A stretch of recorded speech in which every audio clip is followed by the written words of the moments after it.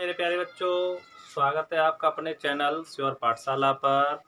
आजकल हम भौतिक विज्ञान कर रहे हैं और इससे पहले वीडियो में हमने कूलम्ब का नियम कंप्लीट करा दिया है और उसी के आधार पर हमने एक परावैद्युतांक की परिभाषा बताई थी आपको और थोड़ा उसी को हम बता रहे हैं एक बार फिर से।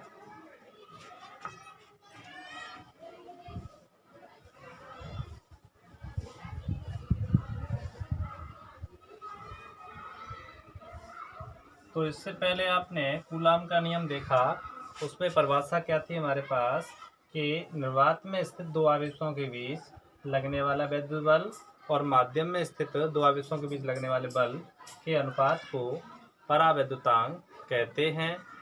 तो आज हम एक और परिभाषा बताएंगे उसी के आधार पर। जब हम माध्यम लेते हैं तो विद्युत बल होता है, उसका मान कितना होगा, एफ मीडियम 1/4πε0 के Q1 Q2/R²। तो इसमें हम ε0 k को एप्सिलॉन लिख सकते हैं।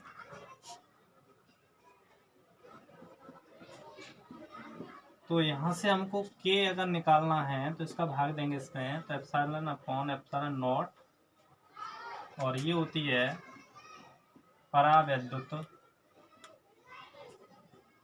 माध्यम की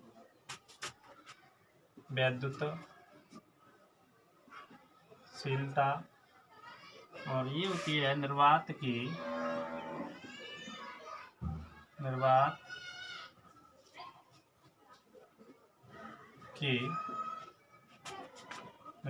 वैद्युतशीलता। तो यहाँ से हमको दूसरी परिभाषा क्या मिल जाएगी, परावैद्युत माध्यम की विद्युतशीलता तथा निर्वात की विद्युतशीलता के अनुपात को परावैद्युतांक कहते हैं। तो इसे हम लिख लें, अतः परावैद्युतांक की परिभाषा क्या मिलेगी हमको, परावैद्युत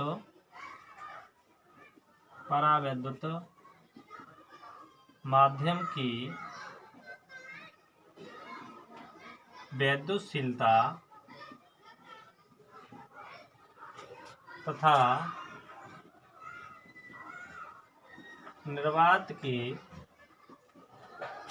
वैद्युतशीलता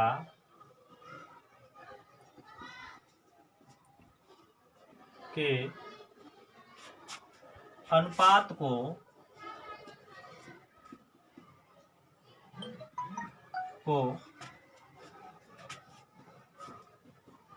परावैद्युतांक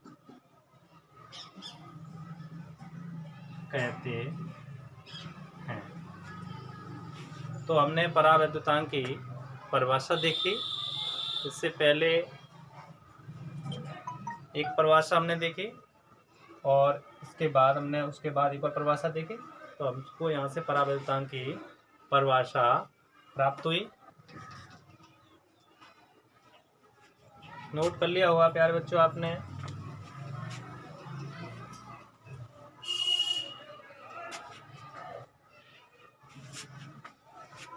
नेक्स्ट हेडिंग क्या है, ε0 का मान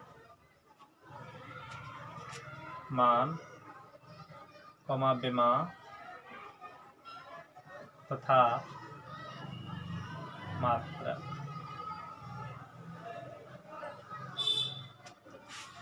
तो हम जानते हैं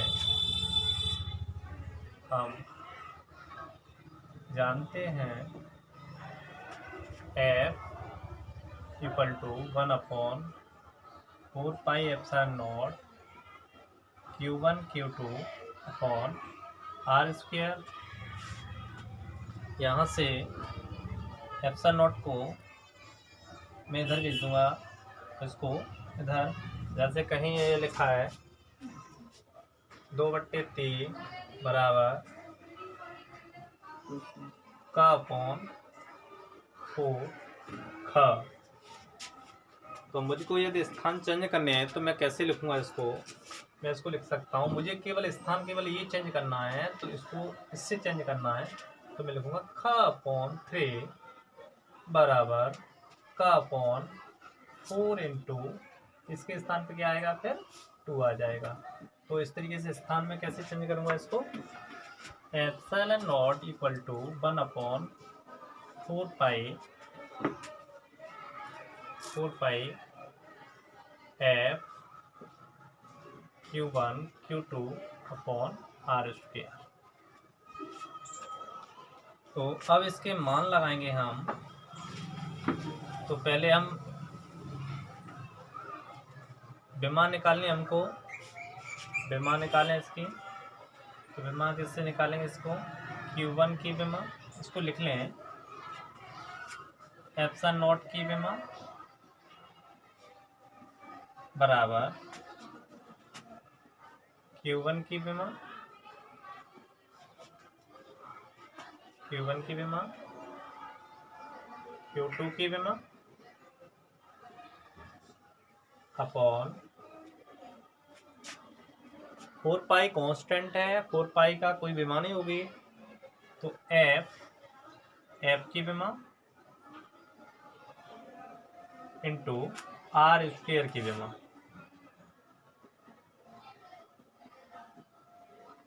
आर स्क्वायर की विमा। तो यहाँ हम इसकी विमा लिखेंगे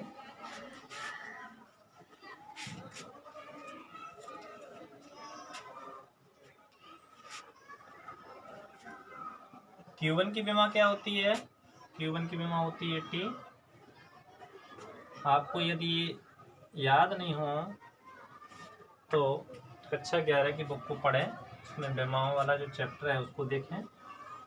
एफ की विमा क्या होती है? ML T-2 और आर की विमा L होती है पावर 2, तो इसलिए इसका पावर 2। तो ये m ऊपर जाएगा तो m पे पावर -1। अच्छा, मैं एक लाइन और बढ़ा लूँ, ये a है, ये है, तो इसको लिखूँ a पे पावर 2 और ये t पे पावर 2, और ये m ऊपर जाएगा m पे पावर -1, 2 ये l पे पावर 2 और ये l, तो l पे पावर -3 और t पे पावर +2। ये कहीं लिखा हुआ है 1/x, इस पे पावर 1 लिखा है, तो ये लिखूंगा मैं x पे पावर -1। तो हर के रूप में कोई वैल्यू लिखी है, उस पर जो घाते हैं वो अंश के रूप में जाती हैं, तो उनके चिन्ह बदल जाते हैं। धन की होगी तो ऋण की हो जाएगी, और ऋण की होगी तो धन की हो जाएगी। तो अब मैं इसको लिखता हूँ m-1 l-3 और t पे पावर 4, t पे पावर 4 और a पे पावर 2। तो ये मुझे अभी विमा प्राप्त हो गई, एप्सिलॉन नॉट की विमा। आप याद कर सकते हैं अपने अच्छी तरीके से, 13-42 करके आप अपने ध्यान रखें कि 13-42 किसकी विमा होती है? एप्सिलॉन नॉट की। ये माइनस का चिन्ह आपको ध्यान रखना है। अब m की इस पद्धति में इसका मात्रक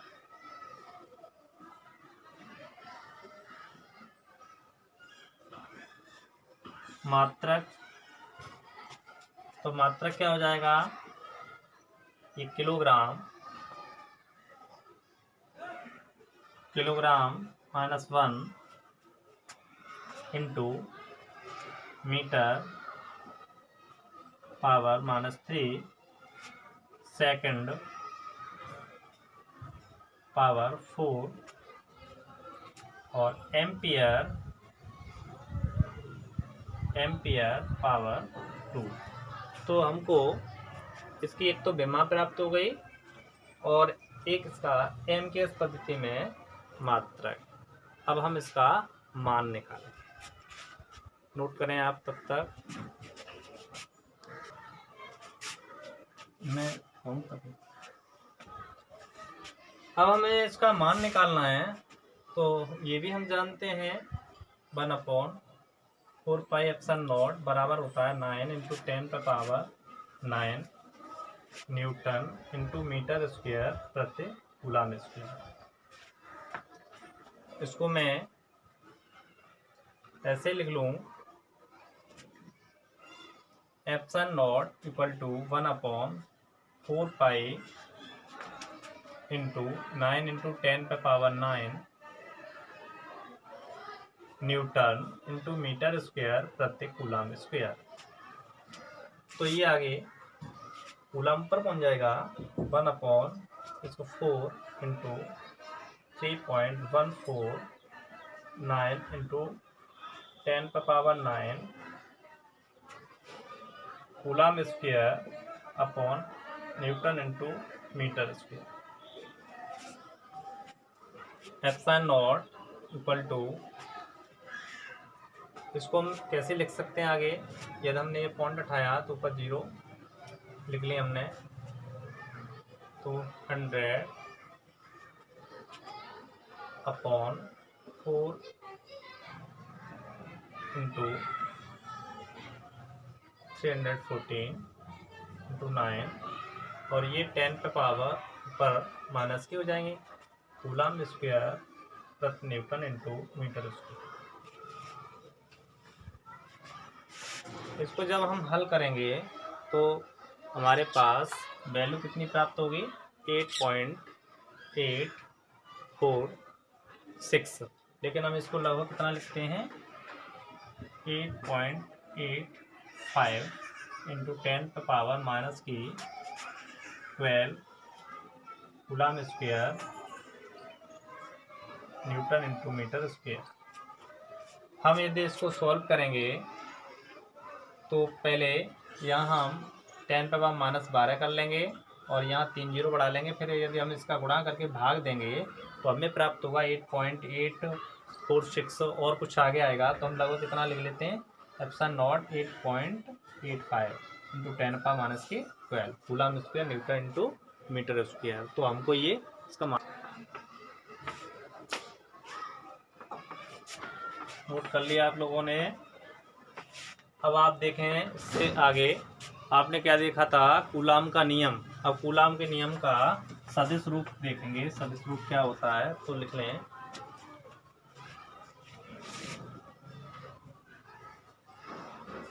कूलम के नियम का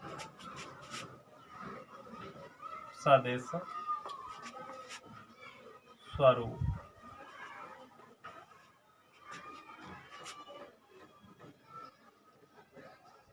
Coulomb's law in vector form.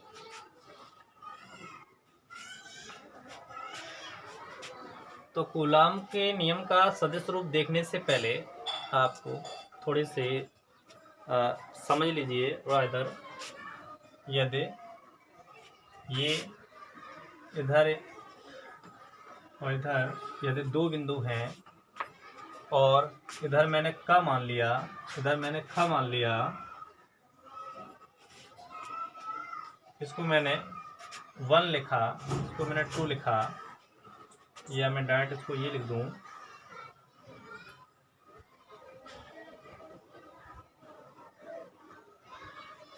तो इसका मतलब क्या है, यहां खड़ा है व्यक्ति और देख किसको रहा है, ख को,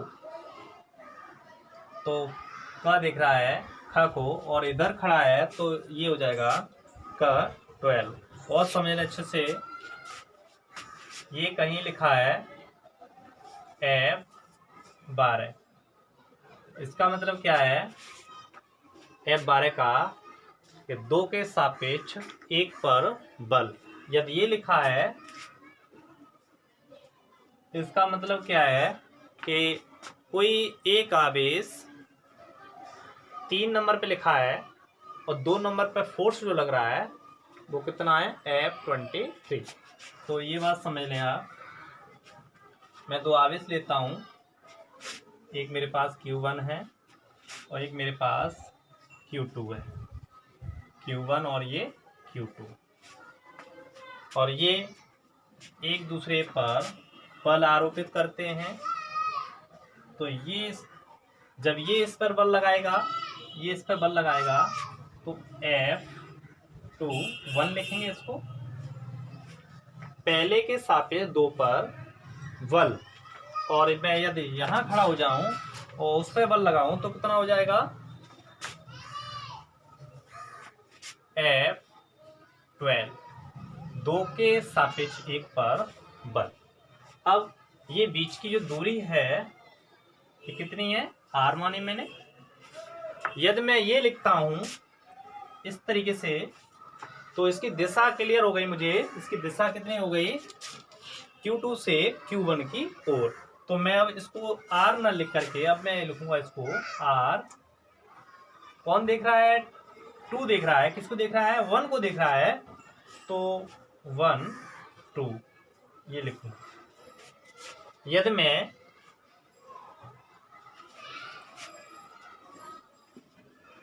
इस तरीके से Q2 को देखूं यदि, तो मैं लिखूंगा R21।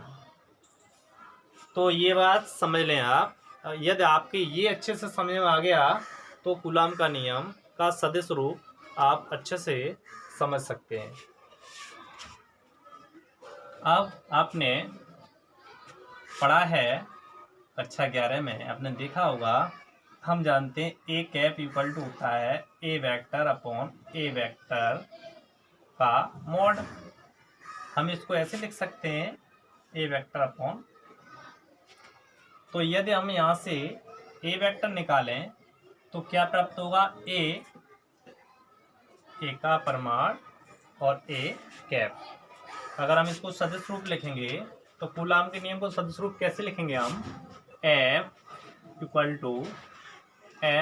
To 1 upon 4 pi epsilon naught Q1 Q2 upon R square. ये परिमाण हो गया। अब इसका हमें यूनिट वेक्टर लगाना है तो हम इसको लिखेंगे R कैप। अब हम इसको लिख सकते हैं, जैसे आप यहाँ समझिए, ये आपका कितना लिखा है, R12 लिखा है। जैसे मैं यहाँ लिखना चाहूँ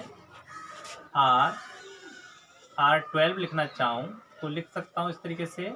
तो मुझे एक प्राप्त हो गया कि 2 के द्वारा 1 पर कितना बल लग रहा है।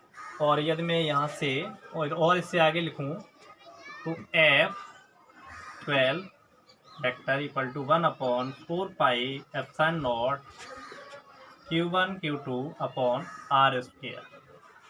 और इसको मैं कैसे लिख सकता हूँ, R कैप बराबर R वेक्टर अपॉन R।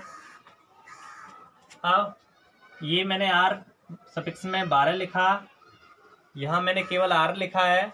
तो इधर मैं बता रहा हूँ आपको कि आप 12 लिख करके और आप R21 लिख करके आप लिख लें R। तो इससे ये स्पष्ट होता है कि ये न तो दो एक को दिशा बता रहा है और न 1 2 को दिशा बता रहा है। तो दिशा यहाँ खत्म हो जाती है परिमाण में। तो मैं ये लिखूँ यदि 10 मीटर, तो ये 10 मीटर दूरी है, इसमें कोई दिशा नहीं है, इसलिए यहाँ पर ये परिमाण को शो करता है। इसलिए हम 12 लिख लें, 21 लिख लें, इनका इसमें कोई मतलब नहीं है। और इसलिए हम इसको लिख सकते हैं R। तो इसको हमने R12 ना लिख करके R लिख लिया। और इसकी वैल्यू हम लगाएंगे R12 वेक्टर अपॉन R। तो F12 हमें कितना प्राप्त होगा, 1 upon 4 pi epsilon naught Q1 Q2 upon R Q और R वेक्टर। तो ये हमें सदिश रूप मिल गया। इसी प्रकार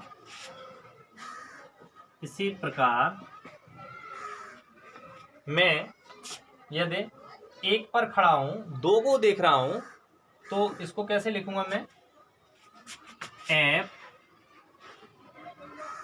F21 1 upon 4 pi epsilon naught Q1 Q2 upon R Q R F21 vector. और आगे समझें, F21 सब्स में 1/4 पाई एप्सिलॉन नॉट। मैं इसको यदि R21 ना लिखूं, R12 लिखूं तो माइनस मुझे कॉमन लेना पड़ेगा। तो Q1 Q2 upon RQ R21, इसको मैं लिखूंगा R12 वेक्टर। अब मैं इसको समीकरण 1 मानूं तो यहाँ से समीकरण 1 से ये मान है आपका, इसको यहाँ रख दें F12, तो क्या प्राप्त होगा, F21 बराबर माइनस F12। इसका मतलब है ये जो सदिश नियम है, कूलाम का सदिश नियम है, वो न्यूटन के गति विषयक तृतीय नियम का पालन करता है, जिसे हम क्रिया प्रतिक्रिया का नियम कहते हैं।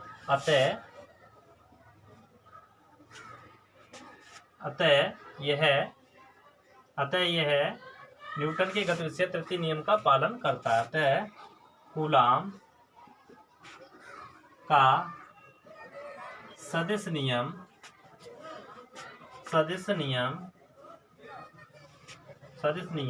न्यूटन के, या ये लिखें नियम क्रिया प्रतिक्रिया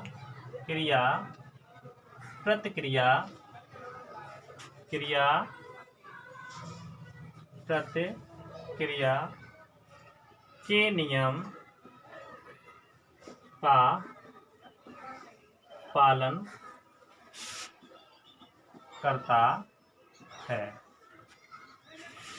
तो हमने कूलाम के नियम का सदिश रूप देखा। हम इसको क्रिया प्रतिक्रिया नियम को न्यूटन का गति विषयक तृतीय नियम कहते हैं। आपको अच्छे से समझ में आ गया होगा। यदि फिर भी आपको कोई समस्या हो इसमें तो बताएं। और यदि आपको ये वीडियो पसंद आया हो तो वीडियो को ज़्यादा से ज़्यादा शेयर करें और लाइक करें और सब्सक्राइब करें।